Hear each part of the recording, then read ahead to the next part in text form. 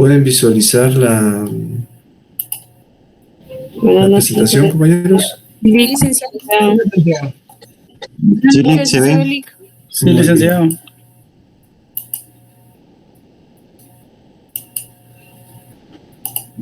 Muy bien, compañeros, solo termino de dar ingreso aquí a...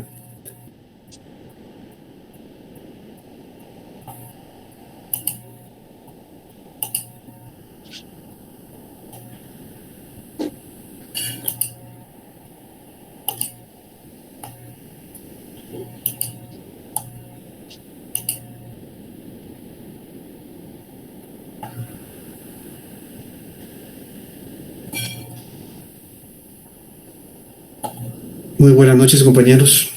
Vamos a iniciar con la clase del día de hoy. Vamos a platicar un poco sobre la historia de los contratos. Realmente la historia, pues, es un cúmulo de experiencias y situaciones y circunstancias que se presentan que en determinado momento van generando antecedentes, de los cuales se puede tomar experiencia, se puede generar en determinado momento algún tipo de antecedente para poder mejorar lo que se tiene en la actualidad. Hay una frase que dice: el que no conoce la historia está condenado a repetirla. Pero en este caso no es por hechos que se puedan suscitar, sino por la figura de la contratación, cómo se ha venido desarrollando a lo largo del tiempo. Hemos de recordar que desde que el ser humano aparece sobre la Tierra, siempre ha querido agenciarse de bienes y situaciones que traten de satisfacer las necesidades básicas. Entonces, ¿me escuchan, compañeros? Sí, se le escucha. Sí, licenciado. Sí, licenciado, fuerte. Gracias, compañeros. Entonces, como les decía, en la época de la historia, en la época primigenia, antes que llegáramos al Imperio Romano, ya en determinado momento había ya antecedentes de lo que era la contratación. Uno de los antecedentes más directos que tenemos o que pueda ser más claro es cuando había una especie de trueque, cuando existía el trueque, es decir, se intercambiaba una cosa por otra. Pero en la actualidad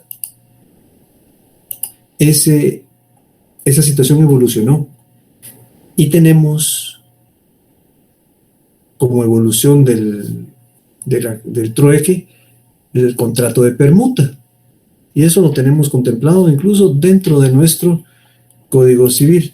Entonces, la contratación también ha sido objeto de diversos cambios a lo largo del tiempo. En la época primigenia, en la época primitiva, pues realmente, como les decía, el hombre trataba de satisfacer sus necesidades,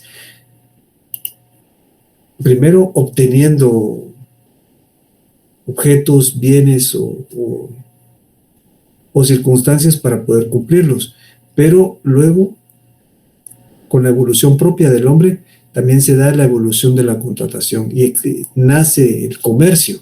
Entonces ya hay un intercambio hasta que llegamos a la época romana.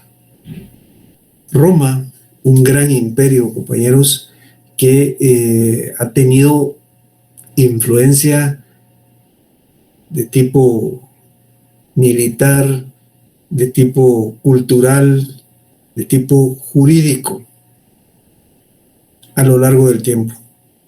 Hemos de recordar que en Roma existían los jurisconsultos, de ahí nacen.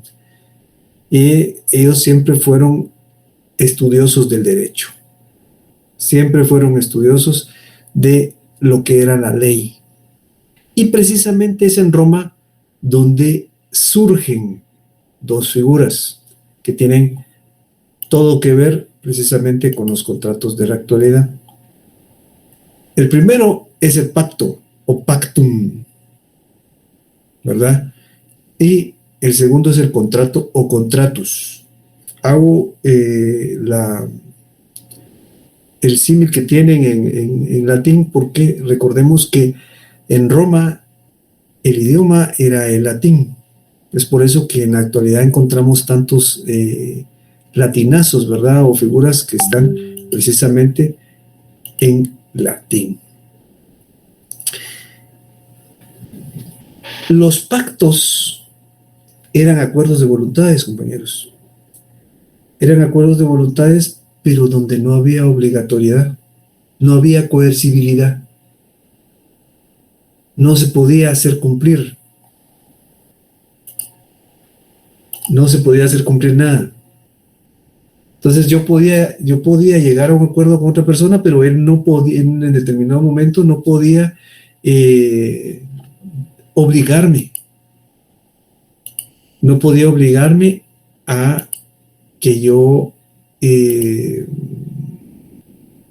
determinado momento cumpliera a lo que me había comprometido. Entonces, era más o menos, por ponerles un ejemplo, algo muy similar a lo que en determinado momento existe con las obligaciones sociales y las obligaciones morales. Las obligaciones sociales, el ejemplo que yo siempre traslado es el de una persona que se va a casar, pero no llega vestido con traje, ¿verdad? Con traje formal. Pero ese no es un impedimento para que él no se case. No hay obligatoriedad, coercibilidad para obligarlo a casarse si no va con un traje formal. Lo más que se puede decir es que la persona es un excéntrico, probablemente.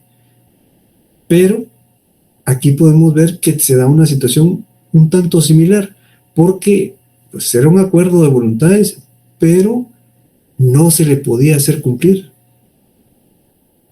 O sea, si no cumplía él con el pacto, simplemente no había coercibilidad, no había esa situación de hacerlo cumplir con lo que se había pactado.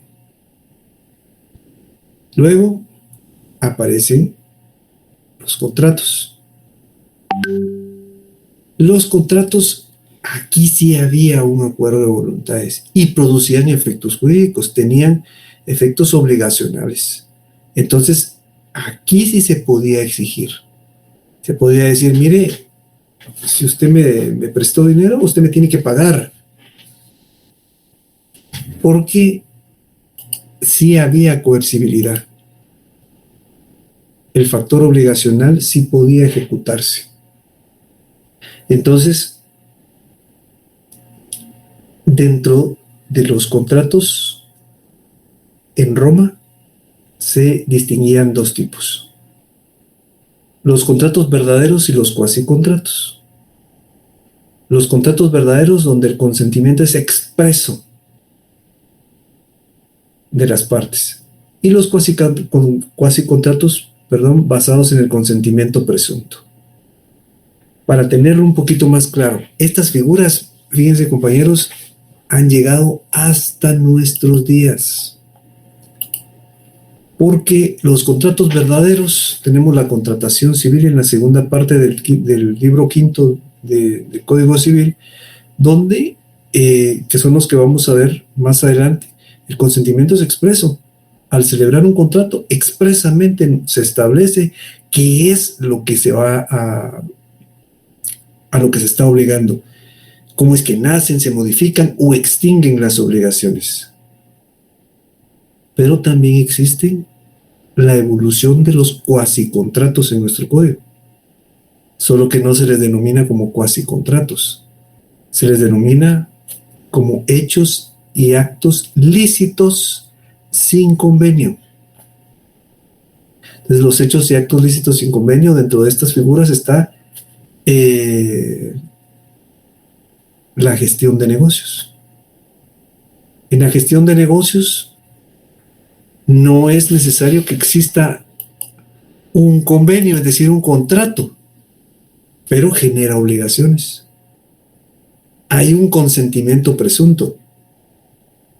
Resulta que mi hermano sale del país y tiene un negocio, tiene una librería, y yo me hago cargo y gestiono esa librería sin que él me lo pida. Entonces ahí hay un consentimiento presunto, porque yo me estoy haciendo cargo del negocio de él. Eso sí, si me hago cargo del negocio de él, tengo que manejarlo de la mejor manera. No puedo quebrarlo. No puedo quebrar ese negocio porque si no me pueden deducir a mí responsabilidades, daños y perjuicios. Entonces, ahí lo que hay que hacer es tratar de que el negocio se mantenga por el mejor de los caminos. Entonces, ahí hay un hecho y acto lícito, pero no hay un convenio, es decir, no hay un contrato, no hay un consentimiento expreso de las partes, no, simplemente es un consentimiento presunto. Presuntamente, me hice cargo de algún proceso o de algún negocio. Entonces, estas figuras que aparecen dentro de la contratación romana, como vemos, han evolucionado y han llegado hasta nuestros días. En Roma también se daban ciertas circunstancias, ciertas situaciones bien llamativas, porque incluso habían formalidades que se ejecutaban sin las cuales el contrato no podía nacer a la vida jurídica. El hecho de que, siempre tomando el ejemplo de la persona que no quiere ir con un traje formal a su matrimonio, aquí se daban ese tipo de situaciones. Habían contratos donde los otorgantes tenían que llegar con una túnica que se denominaba túnica talar para poder firmar ciertos contratos. O el hecho de ciertas circunstancias que han venido hasta nuestros días. Sobre un bien se constituye un usufructo, es decir, el uso y disfrute de los frutos de un bien. Entonces, el dueño de esa propiedad sobre el cual se constituyó un usufructo, pues ya no puede él gozar del uso y disfrute de los frutos que produzca el bien. Ya no puede hacerlo. Entonces, en época de los romanos, se representaba a esa persona con las manos atadas, como que tuviera un nudo, porque no podía disponer de los frutos del bien. Simplemente sería la persona que era el usufructuario, sobre quien se constituía el usufructo. Entonces, en la actualidad, a la persona que no es el usufructuario se le denomina nudo propietario. Precisamente por eso, porque no puede hacerse cargo de los frutos del bien del cual es propietario, porque el derecho de usufructo lo tiene un tercero. Veamos la siguiente diapositiva, compañeros. El cristianismo. El cristianismo nace precisamente en época romana, pero no solo hace alusión a circunstancias y situaciones religiosas, sino trajo consecuencias también en las contrataciones. Hubo circunstancias y situaciones en las cuales se presentaron porque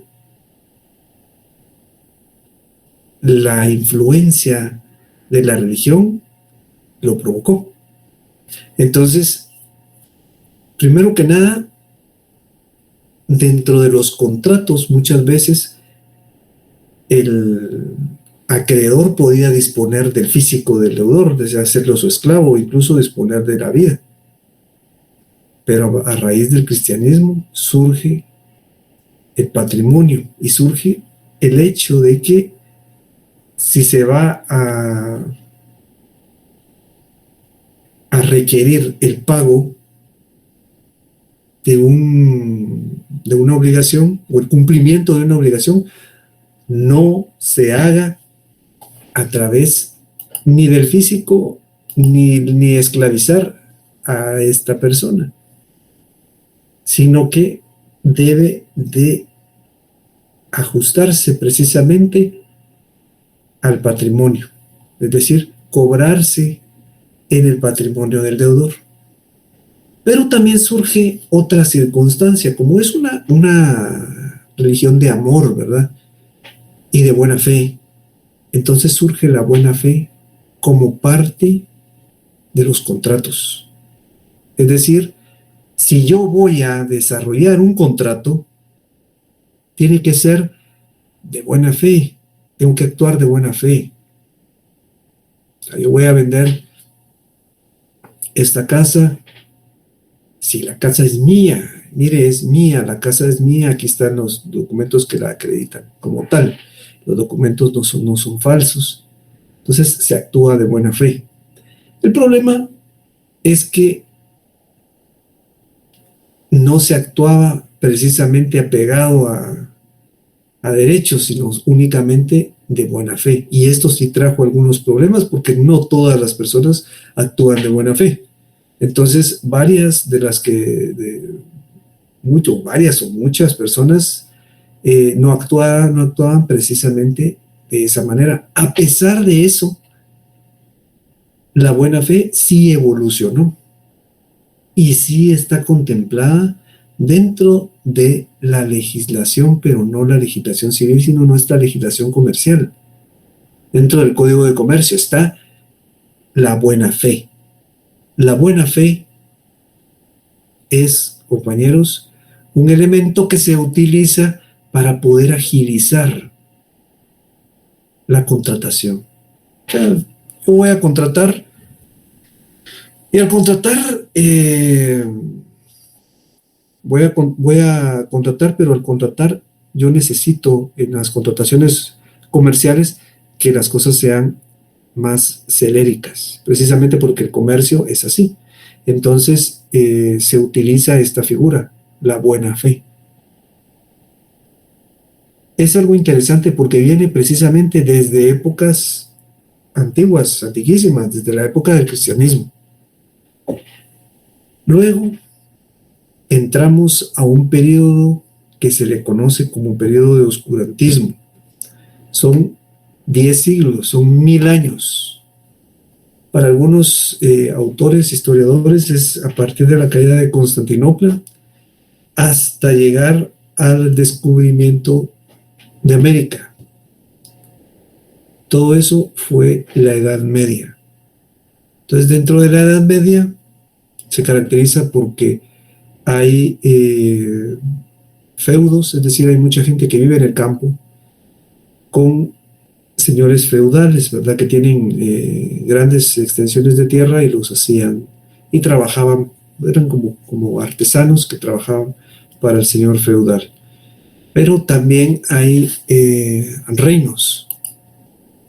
La disposición en esa época, la distribución geográfica política no era igual que como es ahora. Entonces habían reinos en donde ahora vemos países. Por ejemplo, España estaba integrado por varios reinos, ¿verdad? Estaba el reino de Castilla, el reino de Aragón, el reino de Navarra, el reino de León. Y precisamente dentro de uno de estos reinos, el reino de Castilla, aparece el rey Alfonso X. Entonces el rey Alfonso X, en el ánimo de obtener una mejor organización jurídica para su reino, hace una compilación jurídica, ¿verdad? Que es lo que conocemos en la actualidad como códigos. Entonces surge un código denominado las 7 partidas, que se le denomina las 7 partidas del rey Alfonso X. Y es en la partida número 5 en donde se incluye todo lo relativo a la contratación. Por ejemplo, la adquisición de mercadería, la venta, permuta, contratos de préstamo. Todo lo que en ese momento pudo haberse desarrollado estaba contemplado precisamente en la partida quinta de este código. Entonces, como vemos, no fue también tan época de oscurantismo, hubieron algunos avances. De hecho, es en esta época cuando surgen los glosadores y los posglosadores. Los glosadores generalmente eran monjes que pues permanecían en una vida dedicada al estudio y a la contemplación en Europa. Entonces, en los monasterios se analizaba la literatura romana. Entonces se hacían apuntes y se marginaban precisamente esta literatura, y eso ayudó a que en determinado momento la literatura romana lograra trascender y pasara no inadvertida durante este periodo de 1000 años, y fuera evolucionando y fuera siendo influencia para las demás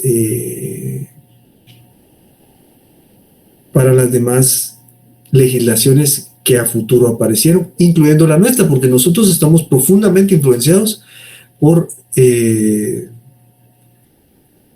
la legislación romana. Hay muchas figuras que en determinado momento se desarrollaron ahí y han evolucionado hasta nuestros días y casi no han tenido cambios. Ha sido muy difícil que tengan cambios porque estaban muy bien hechas, muy bien elaboradas, pero parte de eso se debe no solo a que los romanos desarrollaron unas figuras óptimas, sino que dentro de la Edad Media aparecen los glosadores y los posglosadores. Posglosadores fueron posteriores, pero con la misma función de marginar y estudiar la legislación romana y la literatura romana. Entonces se trasladan hasta nuestros días. Ahora entramos a la época liberal, compañeros. En la época liberal, en Francia, precisamente en el año 1789, surge la Revolución Francesa. Libertad, fraternidad e igualdad era lo que pregonaban, ¿verdad? Todos somos libres, somos hermanos, ¿verdad? Y somos iguales, según lo que decían. Y surge la Declaración de Derechos del Hombre y del Ciudadano. Teniendo esto en consideración, surge también una serie de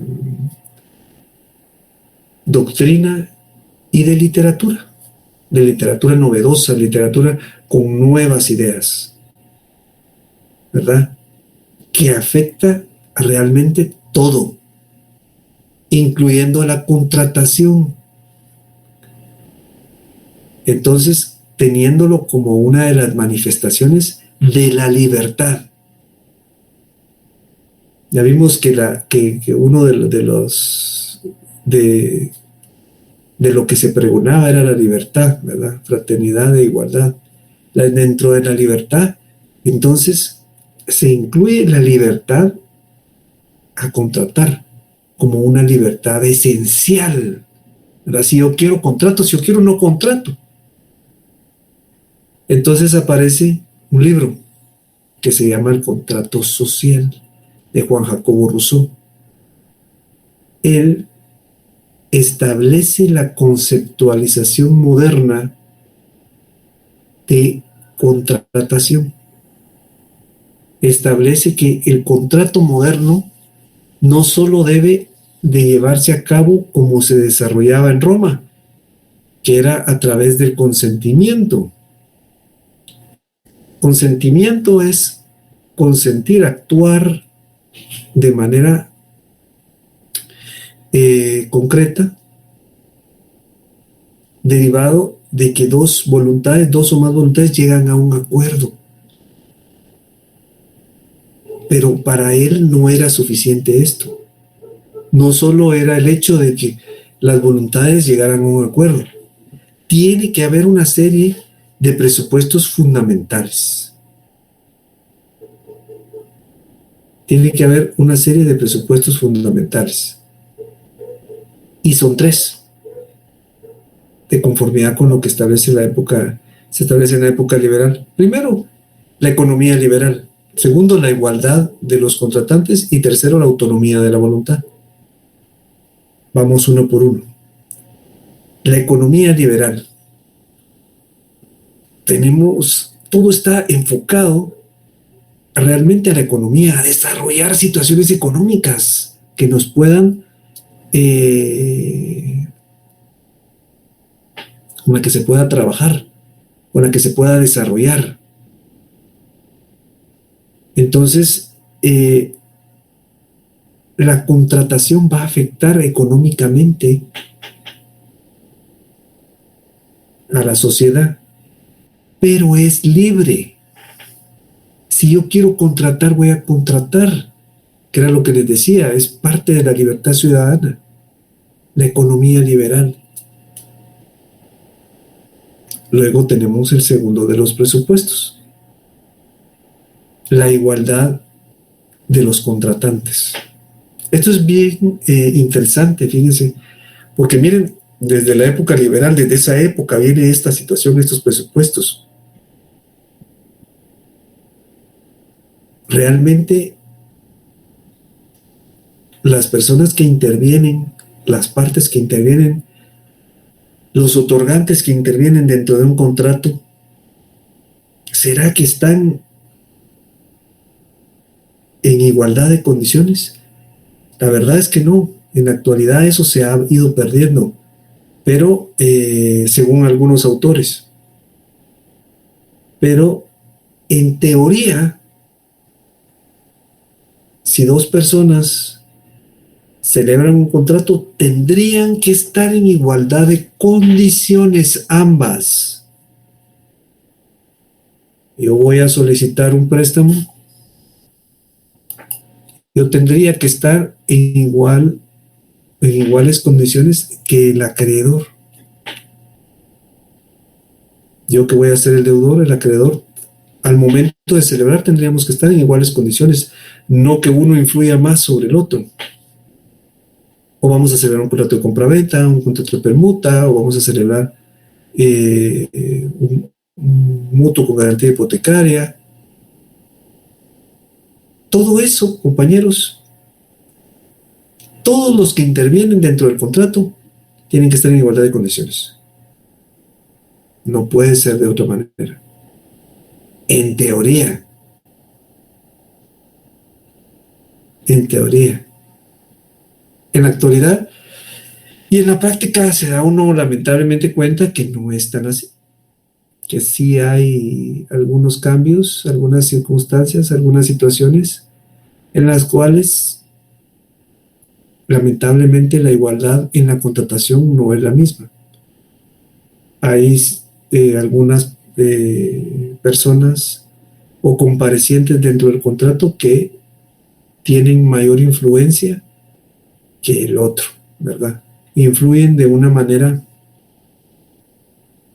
un tanto mayor que los demás otorgantes. Y eso sí produce un desequilibrio. Y por último, está la autonomía de la voluntad. La autonomía de la voluntad, compañeros, es que nada puede afectar mi voluntad, nadie me puede afectar y hacerme, forzarme a que yo faccione un contrato, a que yo elabore un contrato, ¿verdad? Forzar mi voluntad. Mi voluntad es autónoma. Yo, si quiero, celebro el contrato, si quiero, no. ¿Ves? A eso es a lo que se le denomina autonomía de la voluntad. Yo soy autónomo, mi voluntad es autónoma, no puede estar influenciada por nada. Eso, acompañado o el hecho de que si quiero yo celebro el contrato o no, tengo esa libertad, y también con el hecho de que los contratantes deben de ser iguales, debe ser parejo, debe haber igualdad con los contratantes. Todo esto trae a colación una nueva conceptualización de lo que es el contrato, porque los otorgantes que comparecen en el contrato se vinculan y de alguna manera se comprometen, es decir, se obligan, tal y como lo dice el artículo 1517 de nuestro Código Civil. Es dos o más voluntades que crean, modifican o extinguen una obligación. Pero estos son elementos que ahora debemos de considerar. La igualdad de los contratantes, la autonomía de la voluntad. En relación a la igualdad de los contratantes, en la actualidad incluso hay una figura que se denomina cláusulas abusivas, y es cuando la desproporción entre las partes es demasiado amplia, tan amplia que una de las partes impone sus condiciones, pero de una manera muy fuerte, de tal manera que desequilibra el contrato. Y eso se presenta en la igualdad de los contratantes. Esto surge precisamente a raíz de esta situación tan fuerte que se da, esta revolución que se presenta en Francia.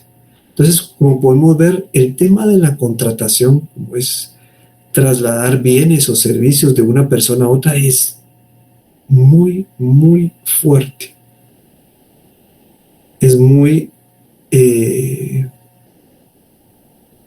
pesado, ¿verdad? El tema, cuando digo pesado, me refiero a que es algo que tiene peso dentro de nuestra sociedad. Es algo que en determinado momento puede incluso influenciar de una manera o desequilibrar la economía de un país, la contratación. Entonces tiene aspectos de tipo social y de tipo económico. Con respecto a esto que desarrollamos, compañeros, ¿tienen ustedes alguna duda, alguna observación, alguna inquietud en relación a Todo claro, licenciado. Muchas gracias. Todo claro, licenciado. Muchas gracias. Fíjense que también aprovecho este espacio, compañeros, aprovechando que ya está la mayoría en la clase, para comentarles que a partir del jueves ya va a aparecer en Classroom el libro de mi papá, de mi señor padre, Derecho Civil, lo que es contratos. Va a aparecer en formato PDF para que cualquiera que quiera hacer algún tipo de consulta o alguna observación pueda verlo en el formato PDF dentro de Classroom. Entonces, compañeros, no me queda más que agradecerles su atención para el día de hoy. Nos vemos el día jueves, compañeros, pues siempre por esta misma vía.